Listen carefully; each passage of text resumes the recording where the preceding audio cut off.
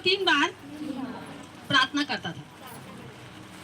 आप लोग कितने बार प्रार्थना करते थे? 1 बार, 2 बार, कुछ लोगों को कहूँ तो 2 मिनट प्रार्थना, कुछ लोग 1 मिनट, और कुछ लोग 5 मिनट, कुछ लोग 10 मिनट, और वो समझते हैं कि मेरे परिवार को परमेश्वर बदल देगा, मेरे बड़े बड़े बीमारी को चंगा कर देगा, मेरे जीवन की समस्या ठीक हो जाएगी। क्या आपका किसी व्यक्ति को टीबी का बीमारी है, कोरोसिन खाने से ठीक होगा? होगा जी बताओ? उसका लंबा दवाई चलता है। हालेलुया। अभी हम लोग कुष्ठ बीमारी के बारे में पढ़ रहे थे, नमान के बारे में, उसका लंबा दवाई चलता है। हालेलुया। तब ठीक होता है। आपकी समस्या कितना है? बड़ा। और आपका प्रार्थना कितना है? छोटी सी। कैसी समस्या ठीक होगा? पढ़ेंगे आगे। वो अपने रीति के अनुसार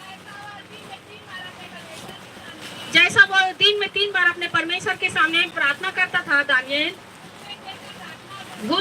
घुटने टेक कर परमेश्वर से प्रार्थना धन्यवाद करता था, तब भी वो प्रार्थना करता रहा। उसको पता चल गया कि उसको मरना है, उसके सींग के मान में डाल दिया जाएगा, तो भी वो 3 बार प्रार्थना करता था। आगे। तब उन पुरुषों ने उतावली से आकर दानियल को अपने परमेश्वर के सामने विनती करते और गिड़गिड़ाते हुए पाया। अतः वे राजा के पास जाकर राजा के पास गया और बोला कि हे राजा, देख, एक व्यक्ति है दानियल, वो तब भी प्रार्थना करता है। तेरे जान लिया, तेरा नियम मतलब पता चल गया है, लिख के आपने सील लगा के डाल दिया है, तो भी वो प्रार्थना करता है। आगे। उससे कहने लगे, हे राजा, क्या तूने ऐसे आज्ञा पत्र पर हस्ताक्षर नहीं किया राजा, कि 30 दिन तक तो जो कोई तुझे छोड़ के किसी मनुष्य और देवता से विनती करेगा, वो सिंहों की मान में डाल दिया जाए। राजा ने उत्तर दिया, हाँ। उसके बाद राजा ने अब उसके कहने के अनुसार क्या किया, उसको शेर के मुंह मान में डाल दिया। हालेलुया। 16 पढ़ो इसका 16। तब राजा ने आज्ञा दिया और दानियल को लाकर शेर के मान में डाल दिया गया। उस समय राजा ने दानियल से कहा, तेरा परमेश्वर जिसकी तू नित्य उपासना करता है, वही तुमको बचाए। राजा, क्योंकि राजा जानता था कि इसका जिंदा परमेश्वर है, और राजा ना दानियल को प्रेम भी करता था, और उसको आज्ञा के कारण से उसको डाला गया। आगे पढ़ेंगे।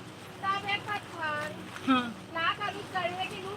तब उस शेर के गड्ढे के मुंह पर पत्थर को लाकर रखा गया और उसको शेर सिंह के मुंह मान में डाल दिया गया दानियल को। आगे। और राजा ने उन पर अंगूठी से और अपने प्रधानों के अंगूठियों से मुहर लगा दिया कि दानियल के विषय में कुछ बदलने न पाए। तब राजा अपने महल में चला गया और उस रात को बिना भोजन पड़ा रहा,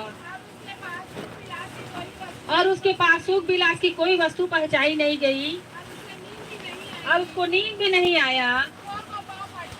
भोर को पांव फटते ही राजा उठा और सिंहों की गड़वी की ओर गया, फुर्ती से चला गया। जब राजा गड्ढे के निकट आया, तब शोक भरी वाणी से चिल्लाने लगा और दानियल से कहा, हे दानियल, जीवते परमेश्वर के पुत्र, क्या तू जिसका नित्य उपासना करता है, तुम्हें सिंहों के मान से बचा सका है? तब दानियल ने राजा से कहा, हे राजा, तुम युग युग जीवित रहे राजा। मेरे परमेश्वर ने स्वर्गदूत को भेजकर सिंह को मुंह को बंद कर दिया है। उन्होंने मेरी कुछ हानि नहीं किया।